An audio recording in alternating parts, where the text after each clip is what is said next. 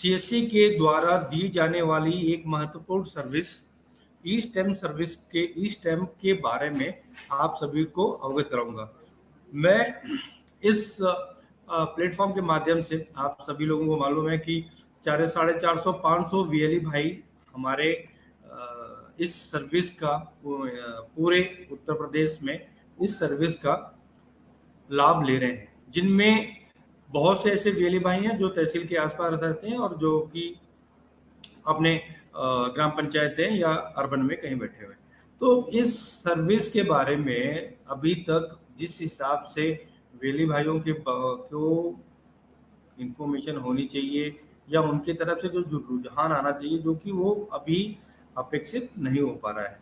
हम लोग काफ़ी 1 साल से इस ई स्टेम सर्विस को मिनिस्ट्री ऑफ रेवेन्यू की तरफ से, उत्तर प्रदेश सरकार की तरफ से CSC e governance service India limited को, जो कि हमारे सीएससी एसपीबी को दी गई थी। ये ई स्टेम सर्विस आप सभी जानते भी हैं कि सीएससी के अलावा आज के समय में कई और चैनल्स हैं जहां के माध्यम से ई स्टेम सर्विस स्टॉक होल्डिंग के थ्रू या रेवेन्यू डिपार्टमेंट के थ्रू सभी लोगों को मिलती है, जिनमें स्टॉक होल्डिंग का अगर हम बात करें तो स्टॉक होल्डिंग के बाद सबसे बड़े प्लेयर हम ही हैं, क्योंकि स्टॉक होल्डिंग जनरली जितने भी तहसील में स्टैम्प वेंडर्स होते हैं जो कि शुरुआत में ऑफलाइन मोड में यूज़ करते थे। अगर आप लोगों को याद होगा कि पहले हम लोग तहसील से जाके स्टैम्प्स लेते थे, नोटरी कराते थे। उसी क्रम में जब सरकार के द्वारा ये हुआ कि भाई धीरे धीरे हमें डिजिटलाइजेशन की तरफ जाना है, तो फिर ई स्टैंपिंग का पैटर्न पे आया। अब इसको और जो honourable revenue and stamp minister हैं मिस्टर जायसवाल जी, उनका एक विजन था कि जनसेवा केंद्र के माध्यम से ये ज़्यादा से ज़्यादा लोगों को इसका लाभ मिले और सीएससी का रीच ग्राम पंचायतें और विलेज के लेवल तक है। तो एक सीएससी एक अच्छा एक माध्यम था जो कि इस सब सर्विस को और ज़्यादा एग्रेसिव और ऑनलाइन या ई डिजिटलाइजेशन के मोड में यूज़ कर सकते थे। तो दोस्तों, उसी क्रम में पिछले 1-1.5 साल से ई स्टैम्प सर्विस चल रही है। 450-500 वीएलई अभी ई स्टैम्प सर्विस में काम कर रहे हैं। उनमें से कुछ वीएलई ऐसे हैं जो कि 500 के ऊपर ई स्टैम्प प्रिंट कर रहे हैं, कुछ ऐसे हैं जो कि छोटे स्टैम्प कर रहे हैं। तो अभी यही आज का टॉपिक बेसिकली सिर्फ मेरा डिस्कशन का यही था। टेक्निकल पॉइंट में ज़्यादा मैं बताऊंगा नहीं, आगे आने वाले समय पे हम एक बार टेक्निकल पार्ट पे भी आएंगे। लेकिन आज का जो मेरा आप सभी से इस प्लेटफॉर्म के माध्यम से जुड़ने का मोटिव था, वो मोटिव ये है कि हम सीएससी चैनल में एक ऐसी सर्विस जो कि विभाग आज की डेट में बहुत ज़्यादा रूल रेगुलेशंस के थ्रू दे रहा है, सीएससी के माध्यम से बहुत इजी वे में मिल रहा है।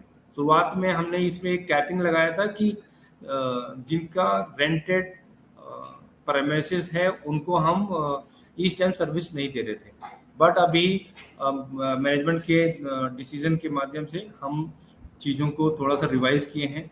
अब कोई भी उत्तर प्रदेश का एक्टिव वीएलई अगर हैं, वो अपने जिला प्रबंधक से संपर्क कर सकते हैं, क्योंकि इस जिला प्रबंधक के माध्यम से फॉर्म हमारे पास लखनऊ स्टेट ऑफिस आता है। उसके बाद हम उसको यहाँ वेरीफाई करते हैं। वेरीफाई करने के बाद वो स्टॉक होल्डिंग हो जाता है। स्टॉक होल्डिंग के बाद वो मिनिस्ट्री हो जाता है। उसके बाद आईडी क्रिएट होती है। ये जो एक पूरा प्रोसीजर है ई स्टैम्प सर्विस के लिए। अब बहुत से वीएलई भाइयों का ये क्वेश्चन रहता है कि इनमें प्रिंटर कौन सा लें और कितना इन्वेस्टमेंट आएगा। तो दोस्तों, अभी हमने ग्रुप में भी शेयर किया था कि स्टॉक होल्डिंग की तरफ से 5-7 प्रिंटर्स का एक क्लब है जो कि अलग अलग रेट्स पे वो प्रिंटर अवेलेबल है। कुछ प्रिंटर्स वो हमारे ई स्टोर के प्लेटफॉर्म पे भी उपलब्ध है, बट हमारा ये कभी भी ना स्टेट ऑफिस की तरफ से रहा है ना जिला प्रबंधक की तरफ से भी रहा है कि आपको कोई बाउंडेशन नहीं है कि आप ई स्टैम्प प्रिंटर ई स्टोर से ही लीजिए। अभी ई स्टैम्प प्रिंटर्स में एक बहुत सस्ता प्रिंटर आया है जिसकी कीमत अराउंड 12-13 हज़ार रुपए है, जो कि इजीली आपको मार्केट से मिल जा रहा है। इस पूरे सिस्टम में इशू है वो प्रिंटर का, क्योंकि आप नॉर्मल प्रिंटर पे प्रिंटिंग नहीं कर सकते। तो जो पहले प्रिंटर 40,000 45,000 का प्रिंटर आता था, तो वीएलई भाइयों को लगता था कि इतना बड़ा कॉस्ट कैसे मैनेज होगा। तो उसके कंपेरिजन में जो 12,000 का प्रिंटर आया है, जिसका मैं आप लोग को पूरा मॉडल वाइज मैं आपके डिस्ट्रिक्ट डीएसके ग्रुप्स में मैंने कई बार फ्लोट भी कराए हैं, और इस सेशन के बाद मैं उसको फ्लोट भी करा दूंगा। तो वो आप लोग को एक बार देखिए। अब आप लोग को अगर इच्छुक हैं, अगर आप लोग बहुत से वीएलई भाई ये सोचते हैं कि तहसील में बैठेंगे तभी होगा। अगर आप प्रेमिसेस आप तहसील में हैं, आपका ये तहसील के नियर बाई हैं, अगर आपके वकीलों से अच्छे संबंध हैं, या आप ये कर सकते हैं कि अगर तहसील से दूर भी सेंटर हैं, तो आप उनको मार्केटिंग कर सकते हैं, आप अपना पब्लिसिटी कर सकते हैं, या नोटरी आपके यहाँ से नहीं होगी तो कोई नोटरी वहां जाकर करा सकता है। तो इजिली आज की डेट में कोई भी काम हो रहा है, छोटे से छोटे काम में स्टैंप जरूरत पड़ती है। 10 रुपए से लेकर 500 का स्टैंप आप इजिली 80 जीएसएम के पेज पे निकाल सकते हैं। 500 के ऊपर का, 501 के ऊपर का जो भी प्रिंटिंग आपको करनी है, स्टैम्प पेपर यूज करना है, उसके लिए स्टॉक होल्डिंग हमें अलग से स्टेशनरी देता है, जो कि फ्री ऑफ कॉस्ट है, जिसको कोई पैसा हमें ना आपको और ना हमें पे करना है। उसमें बस ये रहता है कि भाई वो आपको एक ऑनलाइन प्लेटफॉर्म है, जहाँ पे जब आपकी आईडी बन जाएगी, तो उस आईडी के माध्यम से आप उस पर रिक्वेस्ट रेज कर सकते हैं। रिक्वेस्ट रेज करके वो रिक्वेस्ट हमारे पास यहाँ आती है। यहाँ पे हमारे साथ दो तीन हमारे कोलीग हैं जो इस एक्टिविटी को बैकएंड से देखते हैं, जैसे शशांक जी हैं, हमारे प्रवीण हैं, आशुतोष हैं, 2-3 लोग हैं। वो टाइम टू टाइम स्टेशनरी के रिक्वेस्ट के हिसाब से आपको आपके जिला प्रबंधक के पास डिस्पैच करते हैं, या एएसके डिस्पैच करते हैं, वहां से आप कोऑर्डिनेट करके आप कर सकते हैं। तो ये ओवरऑल जो मैं बातें बता रहा था कि ये जनरल वे में क्या ई स्टैम्प के बारे में चल रहा है। तो अभी क्योंकि सिर्फ 450 वीएलई भाई हमारे साथ जुड़े हैं, मैं इस प्लेटफॉर्म के माध्यम से आप लोग को ये बताना चाह रहा था कि आप लोग भी प्रिंटर अरेंज करिए। जरूरी नहीं है कि प्रिंटर नया ही हो, पुराना प्रिंटर भी होगा, उस प्रिंटर से आप इजिली, बस ये है कि भाई जब आप दे रहे हैं तो आप, क्योंकि स्टॉक होल्डिंग में प्रिंटर का सीरियल नंबर वेरीफाई होता है, तो अगर सीरियल नंबर वेरीफाई होता है तो आपको प्रिंटर आप ही के पास होना, क्योंकि जब कॉन्फ़िगरेशन की बात आती है तो उस टाइम पे वो प्रिंटर का सीरियल नंबर मैच होता है। ऐसा नहीं है कि विनय मिश्रा की प्रिंटर ले लिया और शशांक को भी यूज कर रहे हैं और प्रवीण भी यूज कर रहे हैं, नहीं, ऐसा नहीं हो सकता। वो आपको जो भी प्रिंटर है, हमने कहीं भी ये बाउंडेशन नहीं लगाया कि नया ही लेना है, आप सेकेंड हैंड ले सकते हो, हमें कोई इशू नहीं। आपके पास कोई प्रिंटर आपके ओलेक्स पे है, जो भी मोड ऑफ है आप यूज करिए, हमें कोई प्रॉब्लम नहीं है। हमें प्रिंटर का सीरियल नंबर यूनिक चाहिए। जो प्रिंटर का सीरियल नंबर आप हमें एप्लीकेशन सबमिट के टाइम पे जमा करेंगे, वही प्रिंटर का आपको जब आप इंटीग्रेशन, जब स्टॉक होल्डिंग की टीम जाएगी तो इंटीग्रेशन के टाइम पे भी वही होना चाहिए। तो इसीलिए मैं कह रहा था कि आप लोग प्रिंटर अरेंज करिए। अब मैं पूरा प्रोसेस एक बार शुरू से बता रहा हूँ, जो कि बिल्कुल बेसिक से बता रहा हूँ आप लोग को, और इसमें कोई भी कैपिंग नहीं लगी है। कोई भी वीएलई भाई उत्तर प्रदेश में अगर वो वीएलई है, एक्टिव वीएलई है, आपको जो करना है वो ये पहला काम करना है कि आप अपने जिला प्रबंधक से तुरंत संपर्क करें।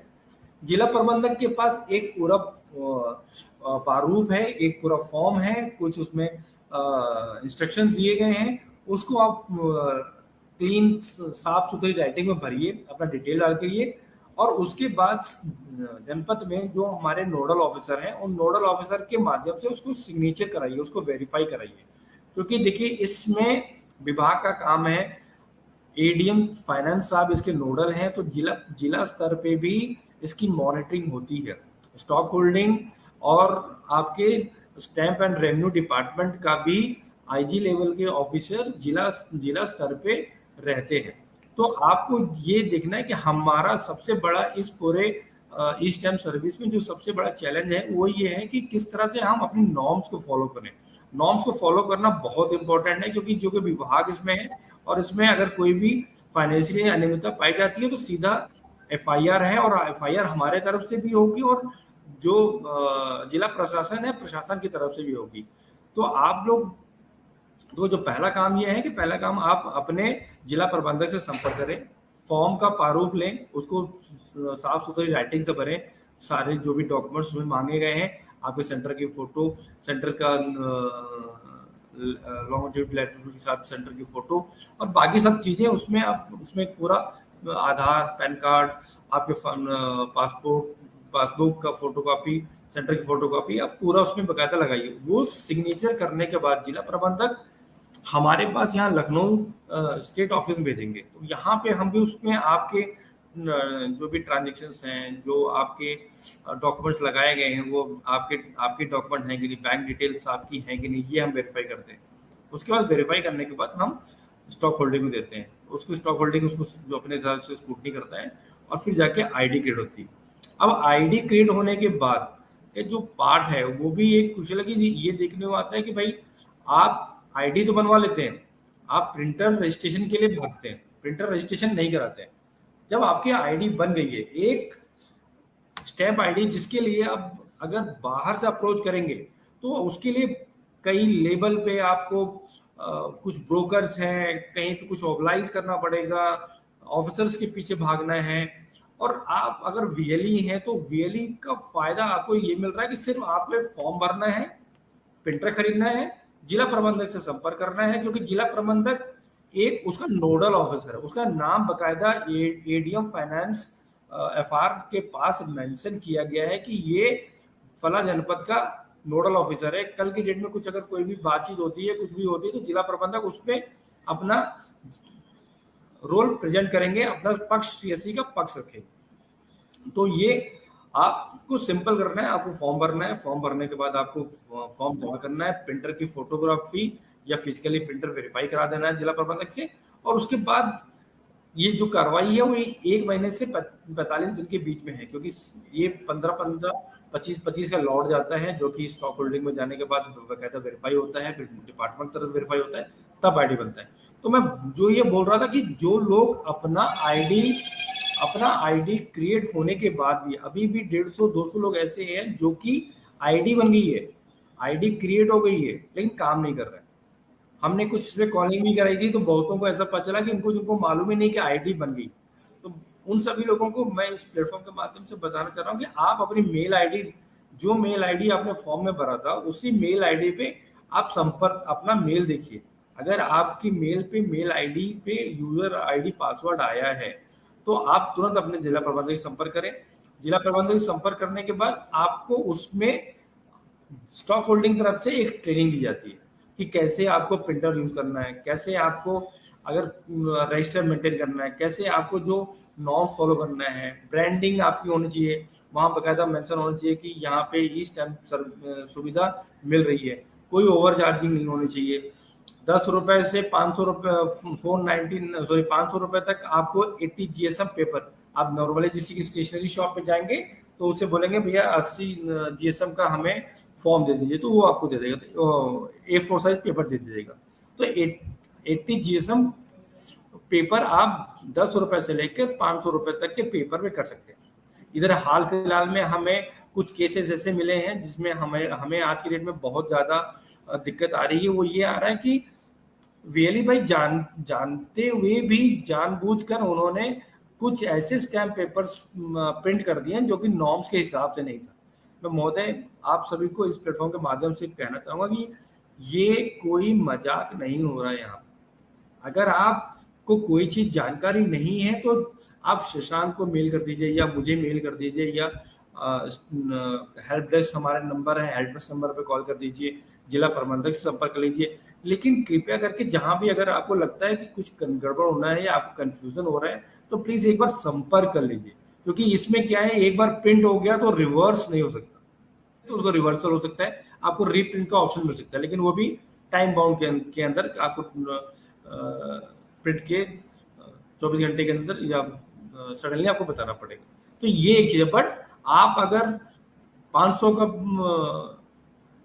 से ऊपर का प्रिंट कर रहे हैं और आप जीएसएम पेपर प्रिंट करते हैं तो क्राइम है, वो आपको उसके लिए जवाब देना पड़ेगा, आपकी आईडी बंद हो जाएगी, सीएससी आईडी बंद हो जाएगी। 500 के ऊपर का कोई भी ई स्टैम्प पेपर किसी भी वेंडर को, चाहे वो सीएससी के माध्यम से हो, चाहे वो डिपार्टमेंट ऑफ पोस्ट के माध्यम से हो, चाहे वो स्टॉक होल्डिंग के डायरेक्ट वेंडर्स हो, चाहे वो एफपीएस के हो, कोई भी हो, 500 के ऊपर का स्टैम्प पेपर आपको स्टेशनरी जो कि स्टॉक होल्डिंग के द्वारा प्रोवाइड की जाती है उसी पे ही प्रिंट करना है। आपको किसी भी कीमत पर आपको 80 जीएसएम के पेपर पे कोई भी स्टैम्प 500 के ऊपर नहीं करना। आप 10 रुपए से 500 तक के पेपर आप 80 जीएसएम पे प्रिंट करिए, कोई उसमें मनाही नहीं है। और अगर आपको कंफ्यूजन होता है तो कंफ्यूजन, और उन जो ये एक वो है, अगर जब आपकी आईडी बन जाती है, आईडी बनने के बाद आपका पहला काम ये है कि आप अपना यूजर आईडी पासवर्ड चेक करिए, उसे लॉगिन करिए। यूजर आईडी पासवर्ड आप किसी को भी नहीं बताएंगे। अगर कोई भी फ्यूचर में कोई भी केस ऐसा आया जिसमें यह हुआ कि फर्जी ई स्टैम्प प्रिंट हुआ, कोई गलत प्रिंट हुआ, तो उसकी जवाबदेही आप है, क्योंकि आपके यूजर क्रेडेंशियल हमें भी नहीं मालूम होता। स्टॉक होल्डिंग उसको यूजर के पर्सनल मेल आईडी जो कि रजिस्टर्ड मेल आईडी जो कि उसने मेंशन किया है उसी मेल आईडी पर ही भेजेगा। वहां पे आपके अलावा किसी को भी, क्योंकि user ID password auto generate होता है, तो स्टॉक होल्डिंग को भी नहीं मालूम होता कि किस यूजर के पास क्या यूजर आईडी पासवर्ड जा रहा है।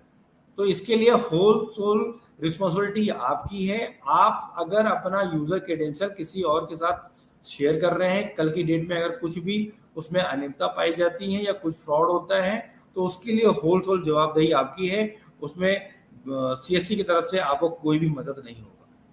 तो ये मेरा कहना है कि आप प्रिंटिंग करिए, आपकी यूजर आईडी बन गई। आप सबसे पहले आप अपने जिला प्रबंधक से संपर्क करिए, ट्रेनिंग लीजिए। ट्रेनिंग लेने के बाद आप प्रॉपर ट्रेनिंग लेने के बाद आप ई स्टैम्प प्रिंट करेंगे। अब बहुत बार ये होता है कि ये देखने में आ रहा है कि आप लोग जैसे ही आईडी मिल जाती है, जैसे प्रिंटर मिल जाता है, और ब्रांडिंग होने की बात छोड़ देते हैं। बहुत है, ई स्टैम्प सर्विस सबसे यूनिक सर्विस है, और आज की डेट में ये सिर्फ और सिर्फ 3 या 4 प्लेटफॉर्म पे अवेलेबल है। तो सीएससी उसमें सबसे बड़ा प्लेटफॉर्म है। तो आपको अपने सेंटर पे ई स्टैम्प की ब्रांडिंग भी अच्छे से करनी होगी, जिसमें आपको जब आप ट्रेनिंग कर लेंगे तो हमारे का एक वीएलई ग्रुप है, उस वीएलई ग्रुप में या जिला प्रबंधक का ग्रुप है जिसमें हमने ब्रांडिंग शेयर करी हुई है। उन ब्रांडिंग्स को आप प्रॉपर ब्रांडिंग या बोर्ड दिखे कि यहाँ पे ई स्टैम्प सर्विस मिलता है। कुछ लोग ऐसे हैं जो कि तहसील से दूर पे हैं, तो आप अपना ब्रांडिंग वहाँ पे भी तहसील के आसपास भी कर सकते हैं कि भाई किसी को अगर जाना चाहे तो वहाँ से स्टैम्प पेपर ले सके। तो ये ब्रांडिंग का पार्ट इसलिए इम्पोर्टेंट है कि आपको जितना ब्रांडिंग अच्छा करेंगे उतना पब्लिक आपके आसपास आएगी और आपको इसमें बेनिफिट मिलेगा। खासकर मैं उन वीएलई भाइयों को बोलना चाहूँगा जैसे जो बैंकिंग काम करते हैं, जो यूसीएल काम कर रहे हैं, जो एकेडमीज हैं, जो कि अच्छी लोकेशन पे हैं। आप अपना डॉक्यूमेंट्स आप शेयर करिए। अभी आगे सीजन में मैं 2-3 मेल आईडीज हम यहाँ पे अभी पॉपअप करेंगे, दिखाएंगे। उन्हीं मेल आईडीज पे आप अपना जो भी क्वेरी है, स्टैम्प की क्वेरी है या मेरे पे ही मेल आईडी रहेगी, मेरे पे आप क्वेरी डाल सकते हैं। हम उसको जिला प्रबंधक के माध्यम से आपको कोऑर्डिनेट करेंगे। तो जिला प्रबंधक, इसलिए मैं बार बार बोल रहा हूँ कि जिला प्रबंधक क्योंकि नोडल है, और नोडल का सिग्नेचर हुए बिना हम यहाँ पे कोई भी डॉक्यूमेंट प्रोसेस नहीं कर सकते। तो ये चीज़ें हैं जो कि ई स्टैम्प सर्विस के बारे में मैंने आपको बताया, और उम्मीद करूँगा कि आज के सेशन में हमने कुछ फिगर्स में या कोई पीपीटी इसलिए नहीं दिखाया कि मैं जनरल वे में ई स्टैम्प क्यों नहीं आप लोग ले रहे हैं, क्या चीज़ें जो बेसिक इश्यूज आ रही हैं जिनके बारे में लोगों मालूम, आप लोग को ये पता चलता है कि भाई जिला स्तर पे ही लगता है कि ये सिर्फ कुछ लोगों को मिलेगा और जो कुछ अच्छे लोग हैं उन्हीं को मिलेगा। नहीं, मैं ये साफ कर देना चाह रहा हूँ कि जो वीएलई भाई जिसके पास प्रिंटर है, जो प्रिंटर खरीद सकता है, वो अपना पहले प्रिंटर खरीद ले, डॉक्यूमेंट अरेंज करा ले, जिला प्रबंधक से संपर्क करें और इसके बाद अपना प्रोसेस पूरा करके भेजें। हाँ, ये है कि समय थोड़ा सा लगता है। समय इसलिए लगता है कि प्रोसेस थोड़ा लंबा है, फिजिकल मूवमेंट है, डॉक्यूमेंट फिजिकल वेरीफाई का मूवमेंट चेक होता है, तो उसमें समय लगता है। तो इसीलिए थोड़ा सा पेशेंस रखिएगा। अगर मेरे पास यहाँ डॉक्यूमेंट रिसीव हो गया है तो डेफिनेटली अगर उसमें कोई भी डॉक्यूमेंट का इश्यू होगा तो हम आपके जिला प्रबंधक को तुरंत अपडेट कर देते हैं। और अगर जिला प्रबंधक के पास कोई अपडेट यहाँ से नहीं गया है तो ये मान चलिए कि हम आपकी आईडी स्टॉक होल्डिंग पास गई और स्टॉक होल्डिंग उसको प्रोसेस में लगाया हुआ है। लेकिन मैं आप सभी से अनुरोध करूंगा कि कृपया करके बिना ट्रेनिंग के कोई काम शुरू ना करें, और जिन्होंने अप्लाई किए हैं एक बार यूजर आईडी पासवर्ड चेक कर लें। अगर किसी के डॉक्यूमेंट यहाँ पे हैं और अभी भी मेरे पास यहाँ पे कम से कम 250-300 फॉर्म ऐसे पड़े हुए हैं जिन्होंने फॉर्म तो भेज दिया है बट वो अपना प्रिंटर नहीं ले रहे हैं। हमने जिला प्रबंधन को हमने एक गूगल फॉर्म भी दिया था जिसमें ये मेंशन किया था कि जो वीएलई भाई का डॉक्यूमेंट यहाँ पे है उसमें मेंशन किया है कि कौन कौन से डॉक्यूमेंट हमारे पास है, जिला वार हमने मेंशन किया हुआ है कि किस किस वीएलई के डॉक्यूमेंट हमारे पास यहाँ है। आप लोग जिला प्रबंधक से संपर्क करके अगर आप अभी उस गूगल फॉर्म में लिस्ट देखिए, अगर आपका नाम है तो आप तुरंत प्रिंटर लीजिए और उसी प्रिंटर में जिला प्रबंधक से सीरियल नंबर अपडेट करा दीजिए। और जैसे ही आप वहाँ सीरियल नंबर अपडेट कराएंगे हम यहाँ पे और जो भी हमारा नेक्स्ट लॉट जाएगा, मान लीजिए कल आप रजिस्टर कर रहे हैं तो वेनेसडे को हमारा लॉट जा रहा है, तो हम उस वेनेसडे को लॉट में हम आपका फॉर्म ऐड कर देंगे। फॉर्म तो ऑलरेडी हमारे पास आया हुआ है। तो जो 200-250 लोग हैं वो लोग को ये नहीं मालूम है कि हमारा फॉर्म कहाँ पे है।